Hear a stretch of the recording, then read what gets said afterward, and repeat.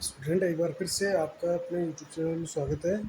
इसी वीडियो में हम पढ़ेंगे अपना जो चैप्टर था पारिस्थितिकी वाला, उसका एक महत्वपूर्ण टॉपिक जिसका नाम है पारिस्थितिकी अनुक्रमण, या इसको अपन बोल रहे हैं इकोलॉजिकल सक्सेशन। देखिए, पारिस्थितिकी अनुक्रमण का मतलब, सीधा सा मतलब ये है कि पारितंत्र में एक ये डेवलपमेंट की प्रोसेस होती है या विकास की एक प्रक्रिया जो कि क्रमबद्ध रूप से चलती रहती है, और जब तक एक स्थायी समुदाय या जाति का विकास नहीं हो जाता तब तक विकास की वो प्रक्रिया लगातार चलती रहती है। तो इसमें पारितंत्र में बहुत सारे परिवर्तन होते हैं, कुछ प्रजातियां या समुदाय है वो लुप्त होते रहते हैं और नए नए आते रहते हैं, और अंत में जो सबसे ज़्यादा स्थायी होता है, प्रकृति के साथ सबसे ज़्यादा जो अनुकूलित होता है, वो उस प्रकृति में स्थायी हो जाता है, और उसे हम पारिस्थितिकी अनुक्रमण कहेंगे। तो देखिए, जैसे मान लीजिए एक निर्जन क्षेत्र है, चट्टान है, तो इसमें सबसे पहले जैसे छोटे लाइकेन या मोस जैसे ब्रायोफाइट पादप इसके ऊपर उत्पन्न होते हैं, फिर जैसे उससे बड़े टेरिडोफाइट प्लांट्स होते हैं, धीरे धीरे इस पर अम्ल बनते रहे, चट्टान है वो है टूटती रहती है, फिर इसमें मृदा का निर्माण हो जाता है, तो फिर इस पर टेरिडोफाइट्स बनते हैं, फिर ये चट्टान टूट जाती है, तो फिर इस पर बड़े प्लांट अनावर्त बीजी, फिर आवर्त बीजी। तो मोस्ट इम्पोर्टेंट बात ये है कि जब सबसे ज़्यादा जो विकसित जैसे पौधे हैं वो जब इस पर विकसित हो जाते हैं तो एक स्थायी पारितंत्र बन जाता है। तो एक जहाँ पर एक ही तरह की प्रजाति मौजूद नहीं थी, फिर उस पर एक क्रमिक विकास के द्वारा एक स्थायी पारितंत्र का निर्माण हो जाता है। तो अपन इसे कहेंगे पारिस्थितिकी अनुक्रमण। तो इसको समझने से पहले हमें कुछ शब्दों को समझना पड़ेगा। जैसे एक तो होती है समष्टि या जनसंख्या। क्या होती है? तो समष्टि या जनसंख्या किसे कहेंगे? जब एक ही जाति के जीवों का कोई समूह होगा तो उसको हम क्या कहेंगे? एक ही जाति के जीवों का एक समूह होगा, उस समूह को हम क्या कह देंगे? जनसंख्या कह देंगे। वो समुदाय कम्युनिटी क्या होती है? एक ही जाति का जीवों का समूह तो जनसंख्या कहला रहा है, लेकिन जब विभिन्न जातियों के जीवों का समूह है एक किसी क्षेत्र विशेष में निवास करे या रहता हो तो वो समुदाय कहलाता है। मतलब अनेक जातियों के जीवों के समूह है जो एक निश्चित क्षेत्र में निवास करते हैं या रहते हैं, तो उसे हम समुदाय कहते हैं। जैसे पादप समुदाय है या जंतु समुदाय है। अब देखिए, ये जो समुदाय होते हैं, प्रत्येक समुदाय में समय के साथ पर्यावरणीय कारकों में परिवर्तन के कारण बदलाव आते रहते हैं, क्योंकि जैसे जैसे समय गुजरता है पर्यावरणीय जो कारक होते हैं वो भी बदलते रहते हैं। तो उन पर्यावरणीय कारकों के साथ समुदाय की अनेक प्रजातियों का संघर्ष भी बढ़ जाता है, तो उन समुदाय में भी परिवर्तन आते हैं। तो जिससे क्या होता है, एक समुदाय का किसी अन्य समुदाय द्वारा क्रमिक प्रतिस्थापन होता रहता है। मतलब जो निर्बल समुदाय होगा या कमज़ोर होगा या जो प्रकृति के साथ ज़्यादा अनुकूलित नहीं होगा वो तो प्रतिस्थापित हो जाएगा या वहाँ से हट जाएगा, और उसकी जगह ज़्यादा अनुकूलित या ज़्यादा, जैसे हम कहें कि एक ज़्यादा शक्तिशाली समुदाय है जो प्रकृति के साथ सबसे ज़्यादा सामंजस्य बैठाता है, वो वहाँ पर स्थापित हो जाता है। फिर धीरे धीरे समय के साथ परिवर्तन होता है तो कोई अन्य समुदाय वहाँ पर आ जाएगा। तो इस तरह से अंत में एक स्थायी समुदाय उस जगह पर स्थापित हो जाता है और एक स्थायी पारितंत्र का निर्माण होता है। तो इससे ही अपन परिभाषा निकालेंगे। देखिए यहाँ पर कि किसी स्थान पर समय के साथ समुदाय में होने वाले क्रमिक विकास को अनुक्रमण कहते हैं। तो कोई अपन जगह ले लेंगे, उस जगह में समय के साथ जो वहाँ पर समुदाय रहते हैं उनमें क्रमिक जो विकास होता है उसे ही हम क्या कहेंगे? अनुक्रमण कहेंगे। जैसे एक उदाहरण और देते हैं। जैसे मान लीजिए एक तालाब है, उस तालाब में धीरे धीरे जैसे कि इसमें मिट्टी का जमाव होता है, कीचड़ बढ़ता है, तो इसमें पहले तो जल निमग्न पौधे इसमें बनते हैं, फिर कुछ तैरने वाले, फिर कुछ पानी से बाहर, कुछ पानी के अंदर, कुछ जड़ वाले, और धीरे धीरे इसमें दलदल बढ़ता रहता है, कीचड़ बढ़ता रहता है, और फिर घास उगने लगती है, यानी स्थलीय पौधे बनने लगते हैं। फिर जैसे यहाँ से ब्रायोफाइट बनने लगते हैं, टेरिडोफाइटा बनने लगते हैं, और लास्ट में क्या होता है, यहाँ पर विशाल वृक्ष बन जाता है और ये तालाब गायब हो जाता है। तो ये जो विशाल वृक्ष की स्थिति है ये सबसे ज़्यादा स्थायी है यहाँ पर। तो यहाँ पर जो तालाब था किसी समय, यहाँ पर अब एक बड़ा वृक्ष या वन क्षेत्र बन चुका है, तो यहाँ पर बड़े बड़े वन बन जाएंगे, तो एक स्थायी पारितंत्र का निर्माण हो जाता है। तो जहाँ पर तालाब था, फिर लगातार उसमें क्रम विकास होता गया, क्योंकि देखिए यहाँ पर जलीय पौधे आए, फिर घास आई, फिर छोटे पौधे, फिर उससे बड़े पौधे, तो ये धीरे धीरे प्रतिस्थापित होते गए, और अंत में वही समुदाय यहाँ पर स्थापित हुआ जो प्रकृति के साथ सबसे ज़्यादा अनुकूलित था, जिसमें प्रकृति के साथ जीवन जीने की सबसे ज़्यादा क्षमताएं थी, वो यहाँ पर स्थापित हो जाता है, और वो स्थायी रूप से यहाँ पर निवास करता है, और एक स्थायी पारितंत्र का यहाँ पर फॉर्मेशन हो जाता है। तो ये जो प्रक्रिया है कि एक क्रमिक विकास की प्रक्रिया पारितंत्र में, और लास्ट में एक स्थायी वहाँ पर समुदाय बनता है, तो ये जो प्रक्रिया है ये कहलाती है अनुक्रमण, और ये प्रकृति में लगातार जारी है, ये कभी न रुकने वाली प्रक्रिया है, कभी नहीं रुकेगी। ये शुरुआत जब पृथ्वी बनी तो उससे के साथ ये शुरू हुई है, और लगातार ये जारी है, और ये चलती रहेगी। देखिए, तो एक परिभाषा इसकी ये हो जाती है, दूसरी परिभाषा इसकी ये हो जाती है कि एक सुनिश्चित क्षेत्र की, इसकी भी परिभाषा अपन दे सकते हैं। एक सुनिश्चित क्षेत्र यानी एक निश्चित क्षेत्र ले लेते हैं, उसकी प्रजाति संरचना में उचित रूप से आकलित परिवर्तन को पारिस्थितिक अनुक्रमण कहते हैं। तो अपनी बुक में ये परिभाषा भी दी हुई है। ये एक क्षेत्र ले लेते हैं अपन, उस क्षेत्र के अंदर जो प्रजातियां निवास करती है उसमें जो बदलाव आता है, उसमें जो परिवर्तन आता है, और उसको हम देख सकें, आंकलित कर सकें, उसको माप सकें कि हमें ये लगता है कि हाँ देखो ये प्रजाति बदल गई है, या इसकी संख्या बदल गई है, या इसका रंग रूप बदल गया है, या इसकी अन्य कोई प्रजाति आ चुकी है। तो उस क्षेत्र की प्रजाति संरचना जो जिसमें जो प्रजातियां निवास करती है उसमें कोई बदलाव होता है, नई प्रजातियां आ जाती है, पुरानी प्रजातियां नष्ट हो जाती है, नई आ जाती है। तो जो संरचना में बदलाव होता है उसे हम क्या कह रहे हैं, पारिस्थितिक अनुक्रमण कह रहे हैं। तो ये बदलाव तभी होगा जब निर्बल प्रजाति विलुप्त हो जाएगी और नई प्रजाति का वहाँ पर प्रवेश होगा, निवेशन होगा। तो जो नई प्रजाति आएगी वो सबसे ज़्यादा अनुकूलित होगी, और वो एक स्थायी पारितंत्र की तरफ बढ़ेगी आगे। तो यही है कि एक सुनिश्चित क्षेत्र की प्रजाति संरचना में अगर हमें एक परिवर्तन दिखाई दे रहा है तो उसे हम पारिस्थितिक अनुक्रमण कहते हैं, इकोलॉजिकल सक्सेशन कहते हैं। अब इसमें देखिए, जो पारिस्थितिक अनुक्रमण शुरू होता है वो इसका मतलब है वहाँ पर पहला समुदाय जो पहली बार आता है उससे शुरू होता है, और अंत में जो सबसे ज़्यादा स्थायी होता है उस तक वो पहुँचता है परिवर्तन। तो जो पहला समुदाय होता है जिसको अपन पुरोगामी या पायनियर कम्युनिटी कहते हैं, देखिए ये शब्द है पायनियर कम्युनिटी या पुरोगामी समुदाय। तो ये किसी स्थान पर स्थापित होने वाला पहला समुदाय है। तो ये पहला समुदाय है जहाँ पर ये स्थापित होगा। तो जल में होगा तो वहाँ पर है वो शैवाल वगैरह या जलीय पौधे होते हैं, अगर स्थल है या चट्टान है तो वहाँ पर लाइकेन या मोसेज होते हैं। तो पहला समुदाय जो पारिस्थितिकी अनुक्रमण को शुरू करता है या पहली बार वहाँ पर स्थापित होता है, तो उसे हम पुरोगामी समुदाय या पायनियर कम्युनिटी कहते हैं। और धीरे धीरे बदलाव होते होते, विकसित होते होते जो अंत में स्थायी समुदाय बनेगा उसका नाम है चरम समुदाय या क्लाइमेक्स कम्युनिटी। तो देखिए, क्लाइमेक्स कम्युनिटी क्या है, सभी पुरोगामी समुदाय में पर्यावरण के बदलते स्वरूप के साथ साथ इनके संगठन में और संरचना में परिवर्तन होते रहते हैं, क्योंकि हम जानते हैं कि जैसे जैसे समय बीतेगा पर्यावरण के घटकों में भी बदलाव आएगा, तो उन घटकों के साथ संघर्ष भी होगा। तो धीरे धीरे जो पुरोगामी समुदाय है उसमें भी बदलाव आएगा, परिवर्तन होता रहता है। यह परिवर्तन क्रमबद्ध और भौतिक पर्यावरण के परिवर्तन के समानांतर होता है।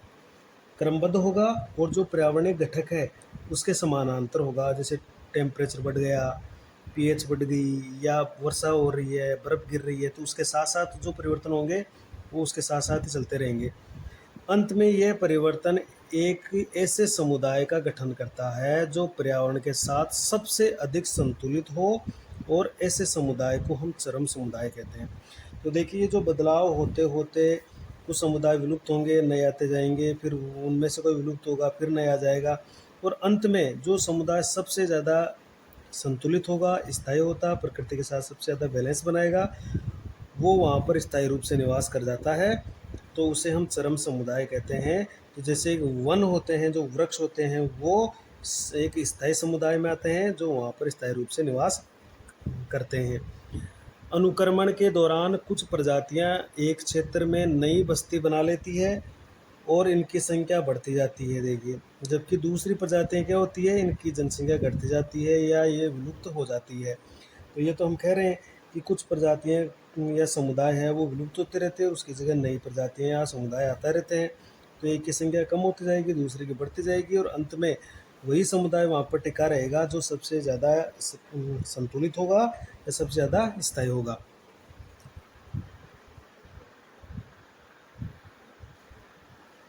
अब पढ़ रहे हैं अपन कर्म की चरण या कर्म की समुदाय।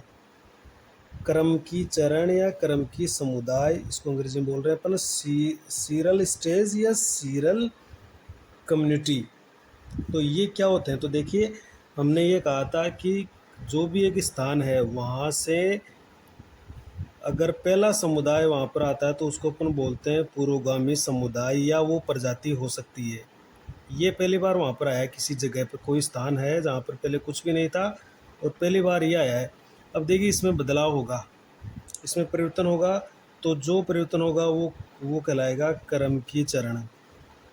अब इसमें कर्म की चरण पहला हो गया, फिर उसमें बदलाव आएगा तो कर्म की चरण दूसरा हो गया, फिर बदलाव आया तो कर्म की चरण तीसरा हो गया। इसका मतलब है यहाँ पर एक जाति विलुप्त हो रही है, नई आ रही है।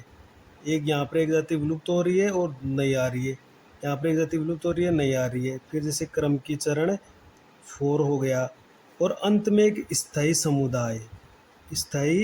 समुदाय यहाँ पर स्थापित हो जाएगा, जिसको हमने अभी क्या कहा था? चरम समुदाय कहा था। देखिए, तो इस तरह से, तो देखिए जैसे यहाँ पर कोई मान लीजिए तालाब है, तो यहाँ पर पहले शैवाल आ गए या जलीय पौधे आ गए, फिर धीरे धीरे स्थलीय पौधे आ गए। अब स्थल में भी पौधे छोटे होते हैं वो आ गए, फिर ये नष्ट हो गए तो इनमें थोड़े से बड़े पौधे आ गए, फिर इससे थोड़े बड़े पौधे आ गए और लास्ट में बड़े बड़े वृक्ष यहाँ पर स्थापित हो गए। तो ये एक स्थायी समुदाय आ गया वृक्ष वाला। बाकी जो ये बीच वाले जो स्टेजेस है ये कहलाती है क्रम की चरण, जो एक तो विलुप्त होती रहती है, एक नई आती रहती है, फिर विलुप्त होती रहती है, नई आती रहती है और अंत में ये स्थायी समुदाय की ओर या प्रजाति की तरफ बढ़ती है। तो ये बीच वाले जो स्टेजेस है इनको अपन कहेंगे क्रम की चरण या क्रम की समुदाय, इनको बोल देंगे। देखिए, क्रम की चरण या क्रम की समुदाय, पारिस्थितिकी अनुक्रमण में पुरोगामी तथा चरम समुदाय के बीच के चरण हैं, ये याद रखने हैं। या समुदाय को पारिस्थितिकी अनुक्रमण में पुरोगामी और चरम समुदाय के जो बीच के चरण हैं, स्टेप है या समुदाय है, उनको हम कर्म की चरण या कर्म की समुदाय कहते हैं। ये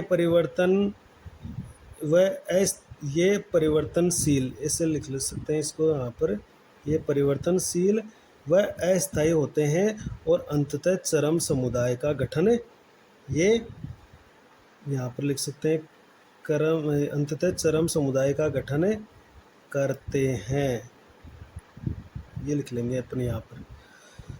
तो यही बात की थी कि जैसे पुरोगामी समुदाय है और जो स्थायी समुदाय, इनके बीच के जो ये स्टेप आप देख रहे हो, ये स्टेप क्या कहलाती है? कर्म की चरण या कर्म की समुदाय कहलाती है।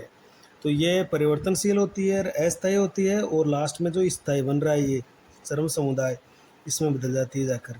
तो शुरू पुरोगामी समुदाय से हुई, बीच में ये विभिन्न स्टेप आई, तो हम ये तो कह रहे हैं पुरोगामी और स्थायी समुदाय के जो बीच की जो ये चरण है, ये क्या कहला रही है? कर्म की चरण या कर्म की समुदाय कहला रही है। अनुक्रमण के कर्म की चरणों के दौरान जीवों की प्रजातियों में भिन्नता, जीव और प्रजातियों की जनसंख्या वृद्धि और जैव मात्रा में वृद्धि जैसे परिवर्तन होते रहते हैं।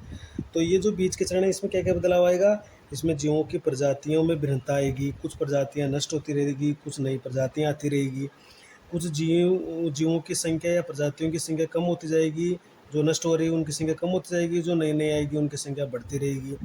जो प्रकृति के साथ ज़्यादा अनुकूलित है वो बढ़ते रहेंगे और जो अनुकूलित नहीं रहेंगे वो नष्ट होते जाएंगे। और जो ज़्यादा अनुकूलित हो गए उनके जैव मात्रा यानी उनका जो बायोमास है वो बढ़ेगा, क्योंकि जो अनुकूलित है वो उनकी संख्या बढ़ेगी तो उनका बायोमास भी बढ़ेगा, और जो अनुकूलित नहीं है वो नष्ट होते जाएंगे, उनका जैव मास भी कम होता जाएगा। तो ये जो परिवर्तन होते हैं उनमें इस तरह का परिवर्तन आपको देखने को मिल जाएगा। अब एक शब्द और है इसमें, क्रमक। देखिए, सेरे जिसको अपन कहेंगे, कर्मक या इसको हम कह रहे हैं सेरे। तो देखिए समुदाय का संपूर्ण क्रम जो दिए गए क्षेत्र में सफलतापूर्वक परिवर्तित होता है, उसे हम क्रमक या सेरे कहते हैं। देखिए मतलब एक समुदाय जो उस क्षेत्र में सफलतापूर्वक परिवर्तित हो चुका है पूरा या स्थापित हो चुका है, उसको हम क्या कह रहे हैं, कर्मक कह रहे हैं। तो देखिए कैसे परिवर्तित हुआ, जैसे ये जल है वो अंत में देखिए चरम समुदाय में कन्वर्ट हो चुका है। तो ये पूरी की पूरी प्रोसेस, ये जो प्रक्रम है, ये क्या कहलाएगा, ये कर्मक कहलाएगा, सेरे कहलाएगा। और इनके जो बीच के चरण है, देखो क्रम की चरण फर्स्ट, क्रम की चरण सेकंड, क्रम की चरण थर्ड, ये यहाँ पर है। जल के बाद में यहाँ पर आपको लिखना है पुरोगामी समुदाय, फिर उसके आगे लिखना है क्रम की चरण फर्स्ट, क्रम की चरण सेकंड, थर्ड, फोर्थ, फिर चरम समुदाय।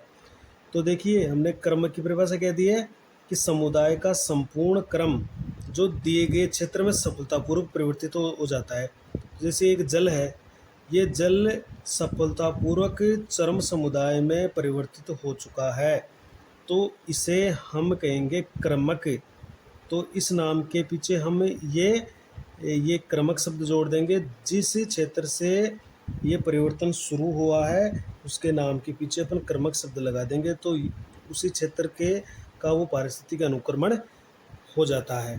तो देखिए कैसे हो जाएगा कि जैसे जिस क्षेत्र में अनुक्रमण घटित होता है उस क्षेत्र के अनुसार क्रमक का नाम निर्धारित हो जाता है।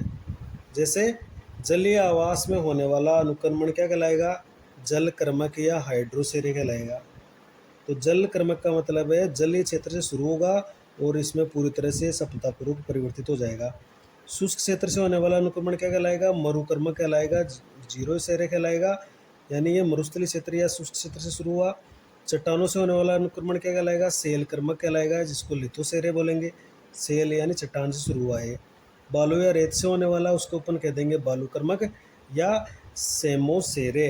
तो जिस जगह से शुरू होता है उसके नाम के पीछे अपन क्रमक शब्द लगा देते हैं, तो वह एक अनुक्रमण बन जाता है। तो क्रमक की परिभाषा क्या हो गई कि समुदाय का संपूर्ण क्रम जो दिए गए क्षेत्र में सफलतापूर्वक परिवर्तित हो जाता है या परिवर्तित होता है। जैसे जल है, ये अंत में पूरी तरह से परिवर्तित हो चुका है।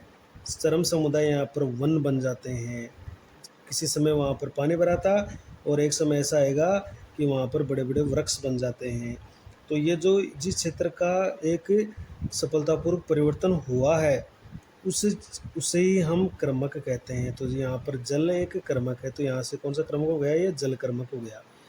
तो आज के चरण में हमने अनुक्रमण की परिभाषा और इसके कुछ महत्वपूर्ण बिंदु देखे हैं। आगे के वीडियो में हम अनुक्रमण के प्रकार के बारे में चर्चा करने वाले हैं। Thank you.